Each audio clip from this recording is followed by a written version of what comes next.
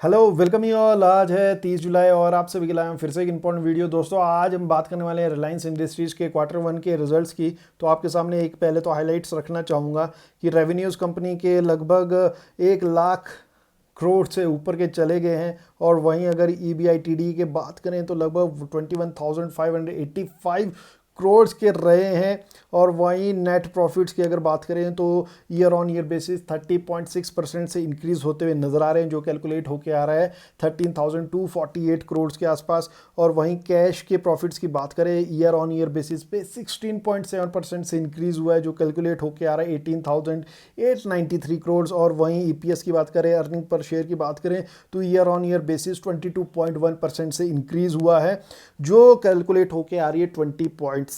तो ये कुछ हाइलाइट्स है। और स्टैंडअलोन्स में अगर बात करें तो रिफाइनिंग एंड पेट्रोलियम के बिजनेस इनके ऑपरेट हुए थे लगभग 90% से ड्यूरिंग द लॉकडाउन, अब तो ऑलमोस्ट 100 ही हो गए। और वहीं रेवेन्यूज़ लगभग इनके फॉर द क्वार्टर स्टैंड किए हैं 52,263 करोड़ के आसपास। EBITDA लगभग क्वार्टर का 11,339 करोड़। भैया इतने कंपनी के प्रॉफिट्स भी नहीं होते जितने इनके EBITDA बता देते हैं। वहीं नेट प्रॉफिट्स कंपनी की बात करें तो 9,753 करोड़ रहे हैं। अगर एक्सक्लूडिंग एक्सपोनेंशियल आइटम्स की हम बात करें, जो ग्रोथ दिख रही है ईयर ऑन ईयर बेसिस लगभग 7.9% की दिख रही है। और कैश प्रॉफिट लगभग 10,350 करोड़ और एक्सपोर्ट्स फॉर द क्वार्टर इनके लगभग 32.681 करोड़ के रहे हैं। तो ये तो कुछ हाइलाइट्स है जो आपके सामने मैं रखना चाहूँगा। तो अब जियो प्लेटफॉर्म्स की बात कर देते हैं और साथ ही साथ रिटेल प्लेटफॉर्म की बात करेंगे। तो जियो का इनका जो रेवेन्यू है लगभग इस बारी इनके क्वार्टर में 19,513 crore. Jio is doing the best business. अगर हम बात देखें EBITDA की बात करें तो 55.4% से ईयर ऑन ईयर बेसिस में इंक्रीज हुई है, जो कैलकुलेट होके आ रही है 7,281। नेट प्रॉफिट्स लगभग क्वार्टर टू क्वार्टर में ग्रोथ देखिए 183%। जो नेट प्रॉफिट रहे हैं 2,520 करोड़ के रहे हैं।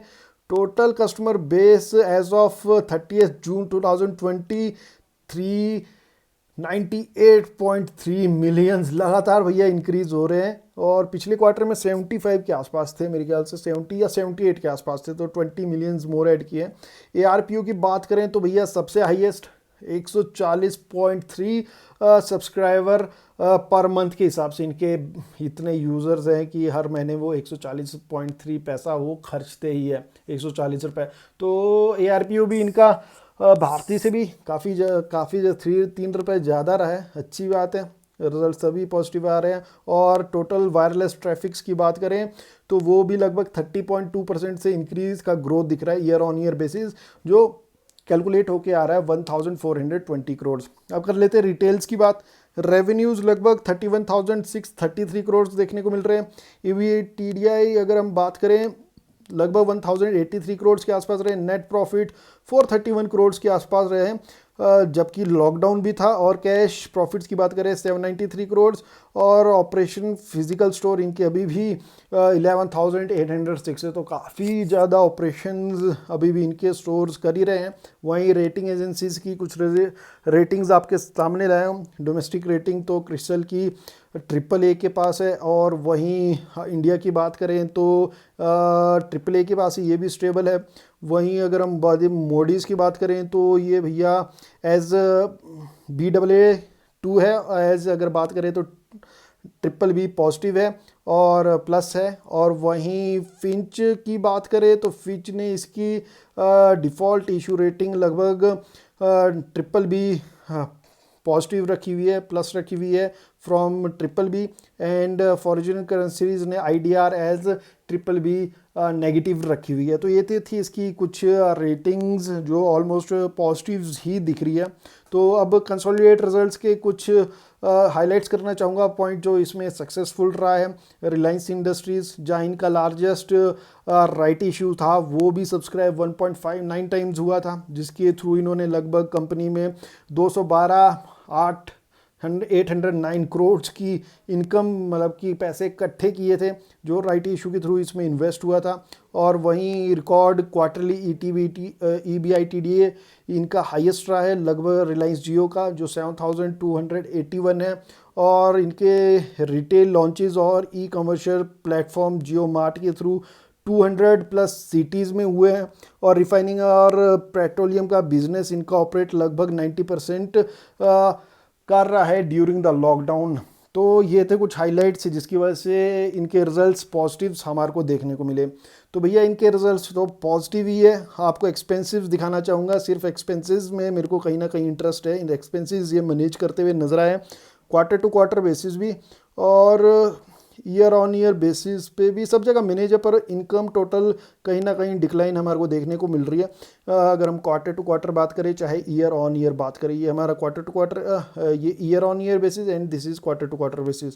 तो कहीं ना कहीं इनकम भी अच्छी खासी कम हुई है और एक्सपेंसेस भी एज़ पर उतने ही अच्छे से इन्होंने मैनेज किए हैं। तो स्टैंडर्ड ऑन के अगर इनके रिजल्ट्स देखें तो अगर हम बात करें प्रॉफिट फॉर द पीरियड लगभग 9735 करोड़ रहे हैं, जो पिछले क्वार्टर के मुताबिक बहुत बढ़िया है। जहाँ इनके पिछले क्वार्टर में लगभग 2580 करोड़ से और ईयर पहले लगभग 9036 थे। तो भैया मार्केट के एस्टिमेट्स को टोटल बीट किया, इतना प्रॉफिट किसी ने भी एक्सपेक्ट नहीं किया था। तो कल से इसमें ऑसम रैली डेफिनेटली देखने को मिलेगी। और वहीं अब कंसोलिडेट रिजल्ट्स देख लेते हैं। तो भैया income year on year basis and quarter to quarter basis decline देखने को मिली है। और वहीं एक्सपेंसेस की बात करें तो एक्सपेंसेस भी उतने अच्छे से मैनेज करते हुए नजर आए। अगर आप यहाँ का डिफरेंस देखोगे ना, 165 करोड़ के आसपास आपको टोटल इनकम दिख रही है और 150 करोड़ के आसपास एक्सपेंसेस, 143 के आसपास टोटल इनकम, 129 के आसपास एक्सपेंसेस। मतलब ये डिफरेंस देखोगे 15 और यहाँ पे 13 14 के ही दिखने को मिल रहे हैं। और यहाँ पे अगर हम डिफरेंसेस देखें तो लगभग हमारे को 8000 करोड़ के आसपास देखने को मिल रहे हैं। तो एक्सपेंसेस कहीं ना कहीं मैनेज किए हैं और इनकम बेशक कम हुई है पर एक्सपेंसेस उतने से ही अच्छे से मैनेज करते हुए नजर आ रहे हैं, जो इनके रिजल्ट्स पे साफ तरीका दिख रहा है। जहां प्रॉफिट इस बारी लगभग कंसोलिडेट में 13,248 करोड़, जहां पिछली बारी मात्र 6,548, मतलब ये क्वार्टर टू क्वार्टर बेसिस पे तो उन्होंने डबल ही हो गए प्रॉफिट्स। और ईयर ऑन ईयर बेसिस अगर हो तो ईयर ऑन ईयर बेसिस को भी बीट कर गए। जहाँ इनके मात्र 10,141 करोड़ के प्रॉफिट्स थे, वहाँ ये उससे भी चढ़ गए। पिछले साल से भी ग्रेट परफॉर्मेंस किसकी वजह से? रिलायंस जियो भैया। ARPU भी इंक्रीज, इंडिया में सबसे टॉप का ARPU भी चला है, सब्सक्राइबर भी सबसे ज़्यादा है, बेस बढ़ते ही जा रहे हैं। और यही चीज़ें निकल के सामने आ रही है कि भैया ऑसम वर्क इन्होंने किया है। वहीं रिलायंस जियो का टोटल आपको डिफरेंस दिखाना चाहूँगा, रिलायंस जियो का, जहाँ 8.91 बिलियन इनके प्रॉफिट से पिछले साल, वहाँ ये बढ़ के 25.2 बिलियन हो चुके हैं। मतलब भैया डबल से भी ज़्यादा किए हैं, ऑलमोस्ट 3 टाइम्स किए हैं, जिसकी वजह से रिजल्ट साफ इंडिकेट कर रहा है कि Jio is running the Reliance Industries as of the lockdown. Due to जो कोविड का इम्पैक्ट पड़ा है, रिलायंस जियो ने पूरा का पूरा कवर कर दिया है। और वहीं आज इसमें ब्लॉक डील हुई थी NSE पे, जहां लगभग 46.81 करोड़ के शेयर खरीदे गए थे। लगभग शेयर की क्वांटिटी देखोगे तो आप लगभग ये कैलकुलेट होकर आ रही है 2,20,000 के आसपास, जो 2123 के प्राइस पे आज ट्रेड होते हुए नजर आए थे। वहीं शेयर होल्डिंग पैटर्न देखोगे तो भैया ये हमारी मार्च की और यहाँ पे हमारे पास जून की है। तो हमारे को प्रोमोटर होल्डिंग इंक्रीज करते हुए नजर आ रहे हैं। यहाँ पे देखिए म्यूचुअल फंड ने भी थोड़ी बहुत इंक्रीज की है। डोमेस्टिक इंस्टीट्यूशनल इन्वेस्टर्स ने अपनी होल्डिंग थोड़ी कम की है। फॉरेन इंस्टीट्यूशन ने लगभग होल्डिंग अपनी इंक्रीज़ की है, सिर्फ 70 पॉइंट्स के आसपास। एंड अदर पार्टीज़ भी इंक्रीज़ करती हुई नज़र आ रही है और लगभग यही इसकी शेयर होल्डिंग है, सभी इसमें पॉजिटिव बने हुए हैं। और वहीं अगर हम बात करें वनडे के चार्ट में तो प्राइस आज के दिन में है 2102 रुपीज़। कल बहुत ज़्यादा गिरावट देखने को मिली थी, रीजंस आपके सामने रखे थे, प्लस शेयर की जो बातें सामने आई थी। और वहीं बेस्ट वैल्यू अभी भी मैं आपके साथ रखना चाहूँगा, जो इसका 20 डेज़ का मूविंग एवरेज है, जो एक कंटिन्यूस यूं ट्रेड कर रहा है। जब भी ये इस पे टच करता है 20 डेज़ की EMA पे, जो ग्रीन कलर पे दिख रहा है, ये इसकी बेस्ट बाइंग वैल्यू है। और यहीं से अगर आपको मिल जाए तो बहुत ही बढ़िया रहेगा। अब लग नहीं रहा रिजल्ट देखने के बाद अब इसमें फिर से बाउंस बैक अच्छा खासा देखने को मिलेगा। और वहीं आज वॉल्यूम की बात करें तो वॉल्यूम तो पिछले कुछ टाइम से इसमें अबव दी एवरेज के देखने को मिल ही रहे हैं, और मोस्ट ऑफ द वॉल्यूम्स की स्ट्रिक्स ग्रीन्स में ही देखने को मिल रही है, जो इसमें एज ए सपोर्ट देती हुई नज़र। अभी हम बात करें तो 2100 के लेवल्स, 2100 नहीं 2090 के लेवल पे इस पर अच्छा खासा सपोर्ट मिलता हुआ हमारे को पिछले 2 दिनों में दिख रहा है, और यहीं से इसमें बैक बाउंस भी रहेगा। और वहीं बॉलिंजर बैंड देखें तो कंटिन्यू अपर बैंड के साथ ये ट्रेड करता हुआ नजर आ रहा है, जो दिखा रहा है शेयर में रहेगी सिग्निफिकेंस तेज़ी आगे भी। आगे के टारगेट्स की बात करें तो फर्स्ट टारगेट्स इसमें 2170, और ये जब टूटेगा तो लगभग 2233 रुपये तक हमारे को जाते हुए देखने को मिल सकता है। अगर ये लेवल भी टूटता है लगभग शेयर 2300 के प्राइसेस को भी तोड़ता हुआ नज़र आ सकता है। वहीं अगर हम बात करें एज ऑफ आज की तो लगभग आज भी ये 0.25% तेज रहा, ऑलमोस्ट फ्लैट, मात्र 5 पॉइंट की इसमें बढ़त देखने को मिली। और डिलीवरीज क्वांटिटीज देखोगे तो 21.53% देखने को मिल रही है। भैया बहुत ज़्यादा पॉजिटिव रिजल्ट है, अब बताने की ज़रूरत नहीं है, इसमें रैली डेफिनेटली देखने को मिलेगी। आपको मौका ना लगे पर मार्केट इस मौके में डेफिनेटली पैसा कमाने वाला है। तो मेरी ये बात रहेगी कि कल इंट्राडे में डेफिनेटली इसको चूज़ कीजिए।